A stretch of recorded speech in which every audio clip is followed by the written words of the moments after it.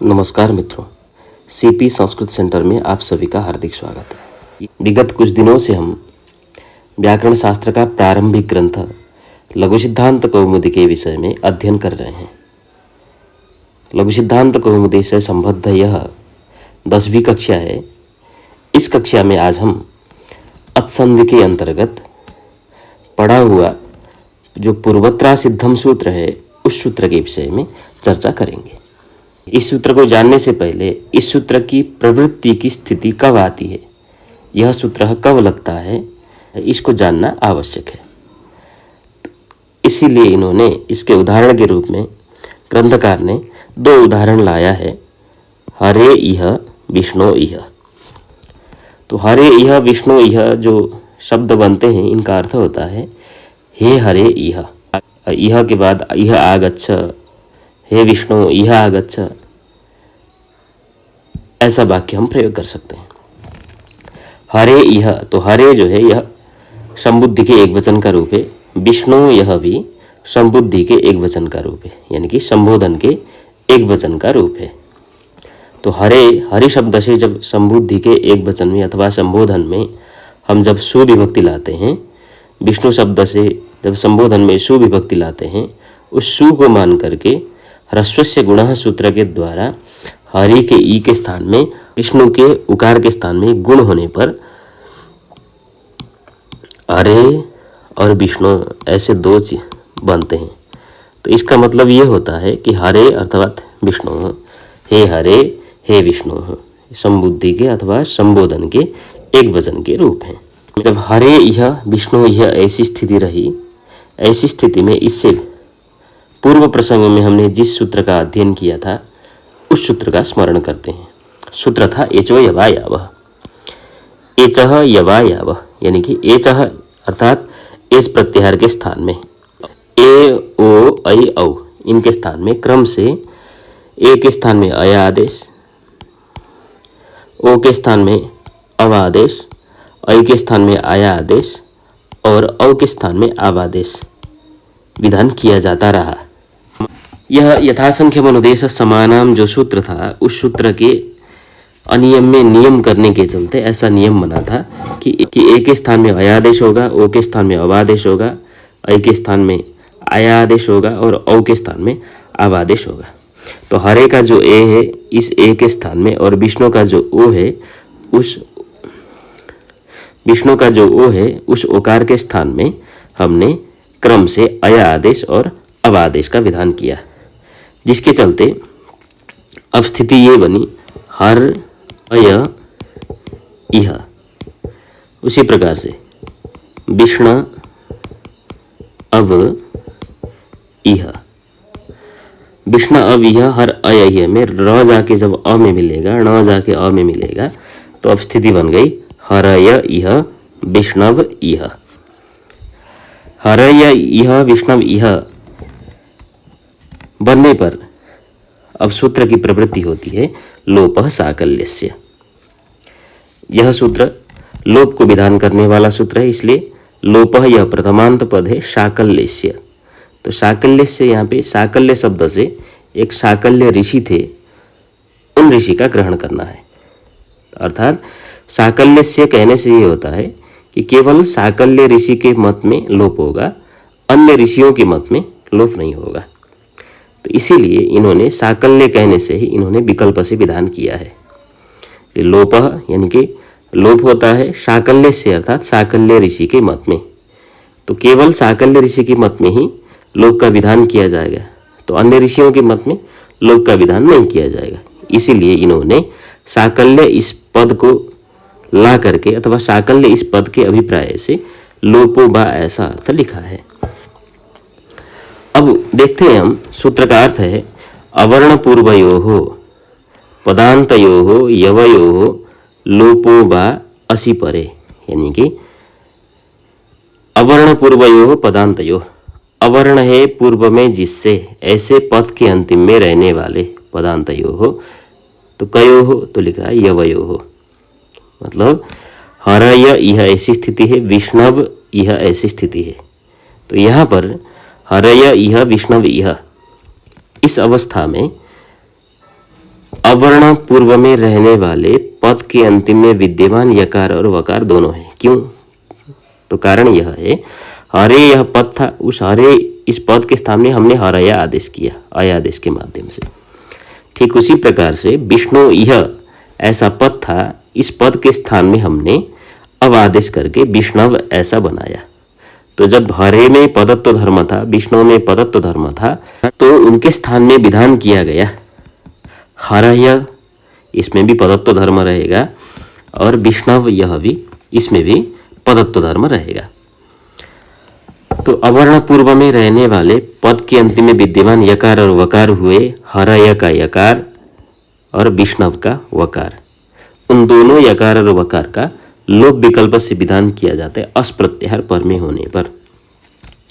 तो अस प्रत्याहार का यहाँ पे अभिप्राय यह है, अयुण के आकार से लेकर के जब गणदस के द तक अस प्रत्याहार के पर में रहने पर पद के अंतिम में रहने वाले यकार और वकार का लोप विधान किया जाएगा। तो हरय यह, अब यहाँ पे यह विष्णव यह, ऐसी स्थिति में जब हम य और व का लोप करेंगे तब स्थिति ये बनेगी कि हर प्लस यह और विष्णु प्लस यह। अब यहाँ पे ध्यान देने की बात यह है, हर यह जब हमने य का लोप किया और विष्णव यह में जब व का लोप किया तब स्थिति ये बनी हर यह विष्णु यह। अब ऐसी स्थिति में एक सूत्र की प्राप्ति यहाँ पे रहती है, वह सूत्र है आद्गुणा, जिस सूत्र का अध्ययन हमने पहले ही किया है। सूत्र का अर्थ था अवर्ण से, आत यानी कि अवर्ण से अचि अस प्रत्याहार पर में होने पर, अचि में सप्तमी देखा गया है, उस सप्तमी को मान करके हम तस्मिन् इति निर्दिष्टे पूर्वस्य जो परिभाषा सूत्र है उसके माध्यम से सूत्र का अर्थ ये करेंगे कि अवर्ण से अचि अर्थात अव्यवहित अच पर में होने पर, यानी कि बीच में किसी का व्यवधान नहीं होना चाहिए। तो अवर्ण हुआ हर का आकार, उससे अव्यवहित अच पर में हुआ यह का इकार। ठीक उसी प्रकार से अवर्ण हुआ विष्णु का इकार, उससे अव्यवहित अच पर में हुआ यह का इकार। पूर्व और पर के स्थान में गुण संज्ञा के एकादेश करेंगे तो हर यह, ऐसी स्थिति में गुण होकर के कुछ अनिष्ट रूप बनने लगेगा।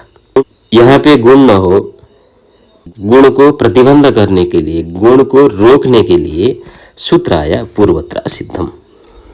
तो यह सूत्र अत्यंत महत्वपूर्ण सूत्र है, क्योंकि समग्र व्याकरण सूत्र में प्रक्रिया की व्यवस्था को अच्छी तरह से जानने के लिए इस सूत्र का ज्ञान होना परम आवश्यक है।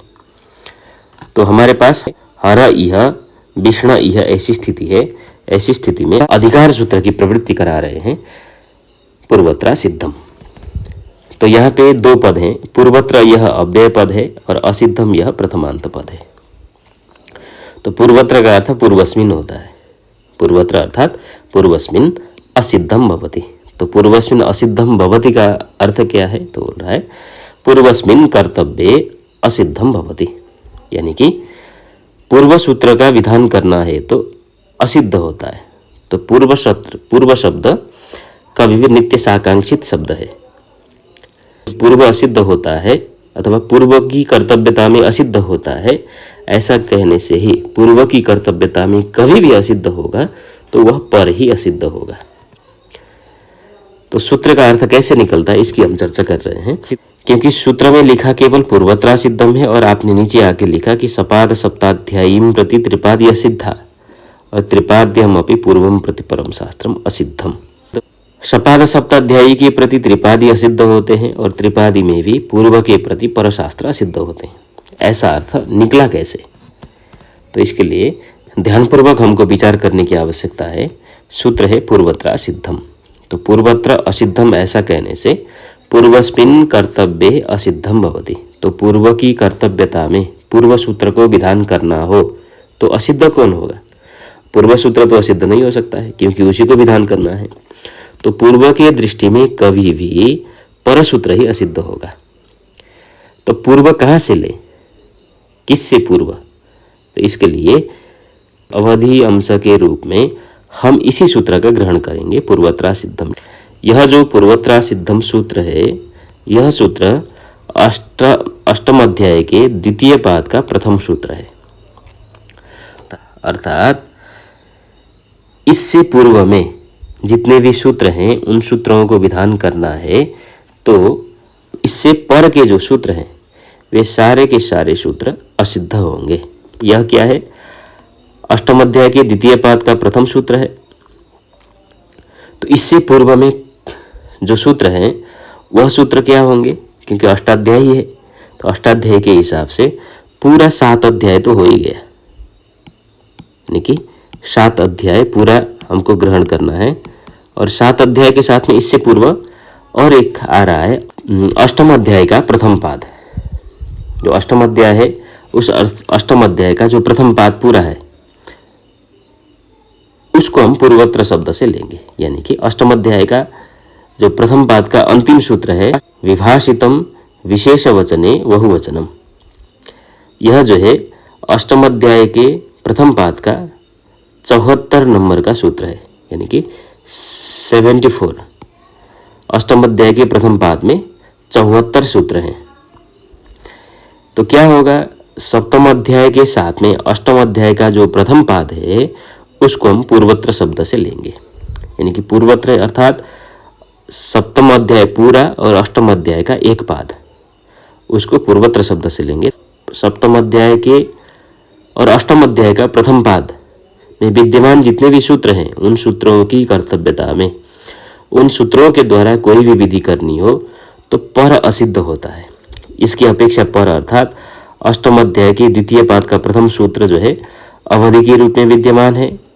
इससे पर में जो विद्यमान जितने भी सूत्र होंगे उन सूत्रों को असिद्ध करेगा, यानी कि अष्टम अध्याय के चतुर्थ पाद का जो अंतिम सूत्र है वहां तक जितने भी सूत्र होंगे उनके द्वारा की जाने वाली जो विधि है वे विधि असिद्ध हो जाएंगे।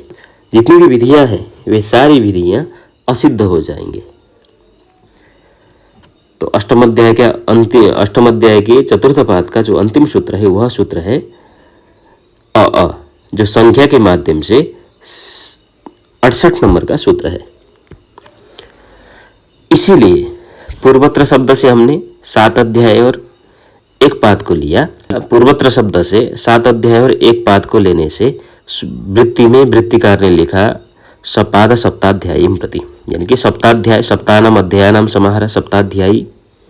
ठीक है, तो सप्ताध्यायी, उस सप्ताध्यायी के साथ में जो पाद है एक पाद, यानी कि पादेर सहित सप्ताध्यायी, एक पाद के साथ में 7 अध्याय के प्रति उसके प्रति त्रिपादी, यानी कि अष्टम अध्याय के द्वितीय पाद का द्वितीय सूत्र, अष्टम अध्याय के द्वितीय पाद का तृतीय सूत्र, ऐसे करते करते अष्टम अध्याय के चतुर्थ पाद का 68 नंबर का सूत्र जो अ सूत्र है वह सूत्र पर्यंत जितने भी सूत्र पड़े हुए हैं वे सारे के सारे जो सूत्र हैं वे असिद्ध होंगे। तो इसीलिए इन्होंने क्या कहा? त्रिपादी असिद्ध।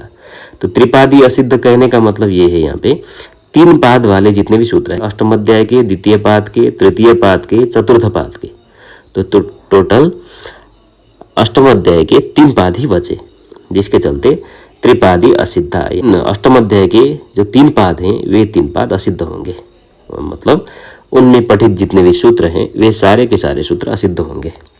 इतना अर्थ तो इस सूत्र के आनुपूर्वी से लगता है। पूर्वत्रा सिद्धम इस सूत्र को देखते ही इतना अर्थ लग जाता है। अब आगे इन्होंने लिखा त्रिपाद्यम अपि पूर्वम प्रति परम शास्त्रम असिद्धम। यह अर्थ कहाँ से निकला? इस अर्थ को निकालने के लिए हमको यह पूर्वत्रा सिद्धम जो सूत्र है इस सूत्र को विधि सूत्र नहीं मान पाएंगे।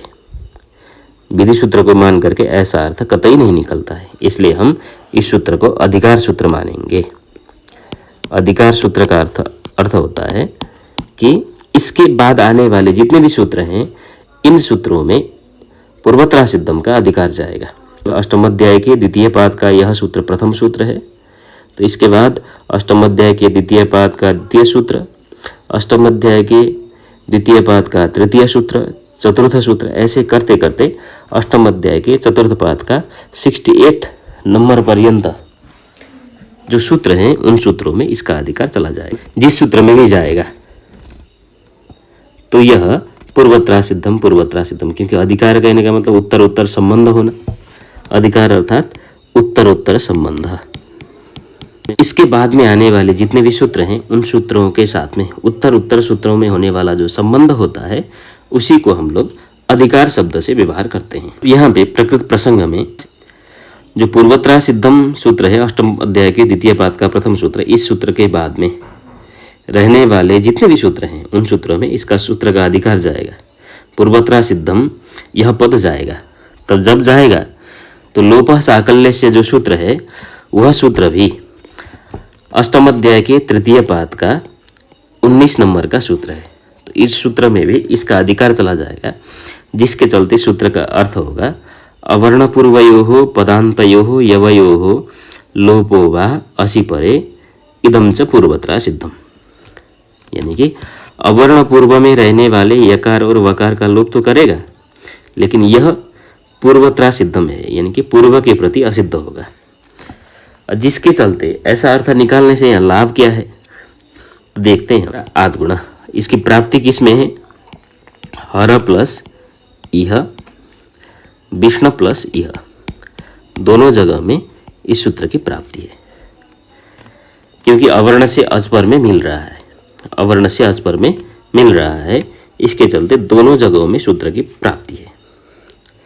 परंतु जब हम पूर्वत्र शब्द से अब यहाँ पे आद्गुण जो सूत्र है उस सूत्र का ग्रहण करेंगे, क्योंकि सपाद सप्ताध्याय के अंतर्गत आता है, इसलिए पूर्वत्र शब्द से आद्गुण को जब ग्रहण करेंगे तो उस आद्गुण सूत्र की कर्तव्यता में, पूर्व सूत्र की कर्तव्यता में जो त्रिपादी है, यानी कि अष्टम अध्याय के तृतीय पाद का 19 नंबर का जो सूत्र है वह सूत्र असिद्ध हो जाएगा। तो असिद्ध हो जाएगा तो अर्थात यहाँ पे क्या निकलेगा? तो यहाँ पे हर यह ऐसी अवस्था थी पहले जब हमने लोप किया, वह इस सूत्र के द्वारा, यानी कि लोपः साकल्य से जो सूत्र है उस सूत्र के द्वारा विधान किया गया यकार और वकार का लोप है, वह यकार और वकार का लोप आद्गुण के दृष्टि में असिद्ध रहेगा। यानी कि आद्गुण सूत्र को यहाँ पे य का लोप हुआ है ऐसा कभी दिखाई ही नहीं देगा, उसको हमेशा यकार ही दिखाई देगा और विष्णव इह में वकार ही दिखाई देगा। विष्णव इह, हरय इह ऐसा ही दिखाई देगा। जब आद्गुणों को ऐसा दिखाई देगा तो आद्गुण सूत्र की प्रवृत्ति नहीं हो पाएगी, क्योंकि अवर्ण से हर का आकार अवर्ण हुआ, उससे पर में ईह का इकार तो है लेकिन अव्यवहित आस्पर में नहीं है, बीच में यह का व्यवधान मिलेगा। जब यह का व्यवधान होगा तो यहाँ पे आद्गुण सूत्र के द्वारा गुण नहीं हो पाएगा। आद्गुण सूत्र के द्वारा जब गुण नहीं हुआ तब स्थिति ये बनी हर प्लस इह, ऐसी स्थिति बनी। ठीक उसी प्रकार से विष्णु इह ऐसी स्थिति बनी, इह ऐसी स्थिति बनी। अब यहाँ गुण नहीं हुआ तो हर इह विष्णु इह ऐसा बना। अब यहाँ पे हमने जो लोपः साकल्य सूत्र था उस सूत्र के द्वारा विकल्प से लोप का विधान किया था। जब विकल्प से लोप का विधान नहीं होगा तब हर इह ऐसी स्थिति थी, हर इह में यह जाके इह में मिलेगा, हर इह ऐसा बन जाएगा। ठीक उसी प्रकार से विष्णव इह ऐसा था, विष्णव इह में भी वह जाके इह में मिलने पर विष्णव इह ऐसा बन जाएगा। तो कुल मिला के यहाँ पे दो रूप बने, एक हर इह, एक हर इह। विष्णव इह में भी एक विष्णु इह और दूसरा जो है विष्णव इह। इस प्रकार से रूप सिद्ध हो जाते हैं।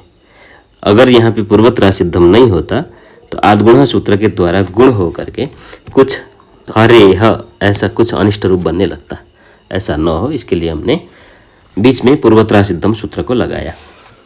इस सूत्र को अधिकार सूत्र मानने का फल जब हम आगे कालांतर में जाएंगे, एक प्रयोग बनता है किम्भुक्तम। उस किम्भुक्तम प्रयोग के प्रसंग में हम यहाँ पे किम के मकार के स्थान में मनुस्वार से अनुस्वार क्यों नहीं हुआ, इसको बताने के समय त्रिपादी में भी पूर्व के प्रति परशास्त्र सिद्ध होता है, इसका फल अवश्य दिखाएंगे। तो मित्रों, आज की कक्षा को हम यहीं पे विश्राम देते हैं। पुनः अग्रिम कक्षा में हम वृद्धि संधि और वृद्धि संज्ञा इन दोनों के विषय में चर्चा करेंगे। तब तक के लिए इजाज़त दीजिए। अगर कोई भी प्रश्न आपके मन में हो तो कमेंट के माध्यम से अवश्य पूछें। धन्यवाद। नमस्कार।